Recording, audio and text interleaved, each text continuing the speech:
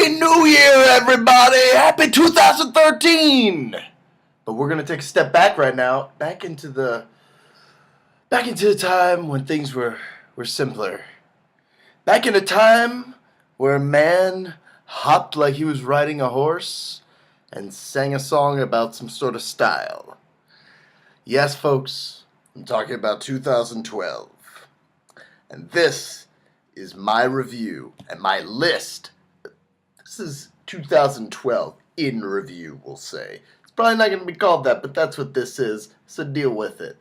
Let's start out with those top 10, the cream of the crop, my favorite of the fave. Number 10. Now, some people out there may have seen a list that I made, but it has slightly been altered, but it's pretty much the same. But let's get into it. Number 10. Yes. Number 10 is Looper. Now, this is the movie starring the child of Joseph Gordon-Levitt and Bruce Willis, this person.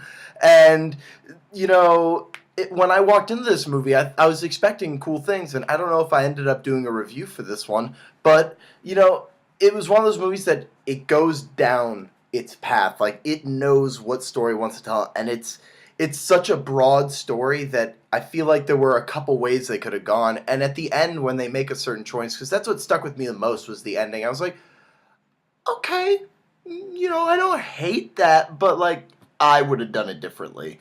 And, I thought that the acting was good. I thought Bruce Willis was awesome. He wasn't, just some schlock again, just some guy hey, I'm a bald guy. I'm in an action movie. It wasn't that. He was a character who, had something driving him. Performances are good. The writing was good. I don't remember very many specifics, anything I didn't like on it, but I liked it overall. Number 9, waving. Django Unchained. This movie, I'm really conflicted about it. I really like Tarantino, obviously. I love movies, but this one, more than any of his other movies, screamed uneven to me. And I'm usually never a stickler for that. But, because it goes on such a touchy subject, it felt, just really uncomfortable. It might have been the theater I was in and people were laughing really inappropriately. But I really like this movie. I might even say that I love it one day. But for now, I really, really like it. And for those of you who are curious, the two of you out there, my fans, I would give this a rating of really damn good. Just like I would of Looper. That's a really damn good movie. And it's really hard to put these movies in the order because they're all almost kind of even. I hate saying, oh, this one's better than this, but Django Unchained, what held it back, to be quick, Quentin Tarantino, stop with the music. I don't give a shit about your iPod. Let someone compose your music. The Tupac thing and the Big Roth song, I was just well, now I'm completely out of this Western and I'm looking at a bizarre music video. And, I don't fault him for doing that. More power to him. He did what he wanted to do. But, the parts where, spoiler, if you will, this isn't that much of a spoiler for Django. It happens in the first 30 minutes, I believe. They're getting tortured, and the song in the background's freedom! It's oh, the people who are being oppressed and tortured want to be free?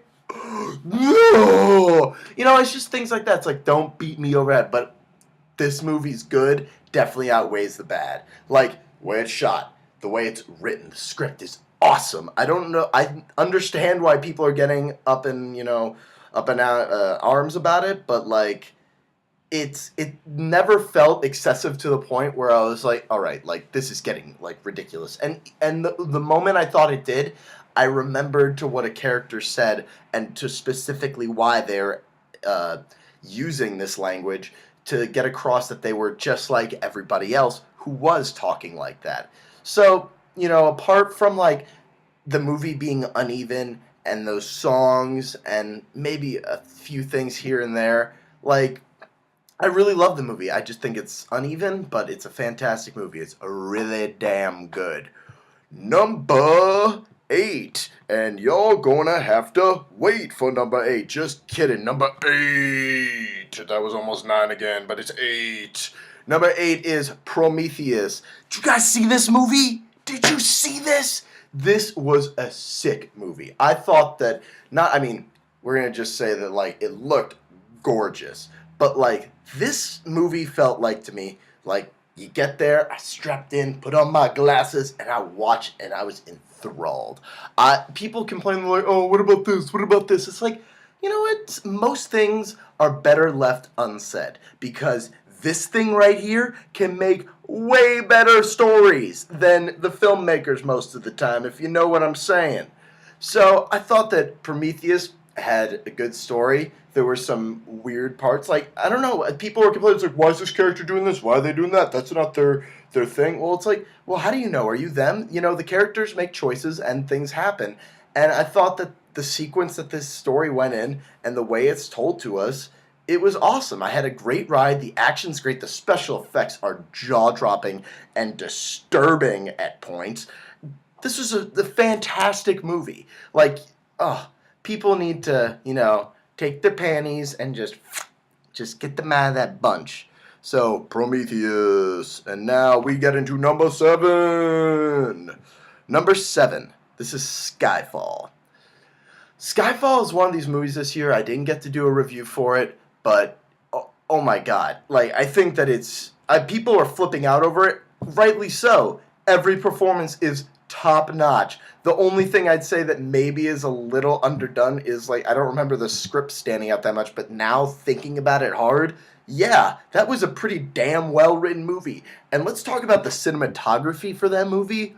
Oh my god! There's some shots in that movie that could be freaking paintings. I could just stare at them. There's like, there's a moment where he's on the water in a boat, and the screen's like almost white. It's just this beautiful example of overexposure, and it just goes, the movie is very, very elegantly done.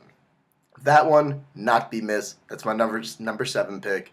Daniel Craig, still awesome. 007 getting old, but is still kicking ass. Number 6! And now we're getting into my movies that I've given the amazing rating. This is really hard to put these in order, but let's start. Number 6 again. Number 6 is Sinister. Now, I don't know if you guys saw this movie, but I have a real soft spot for some horror films, and I love this movie.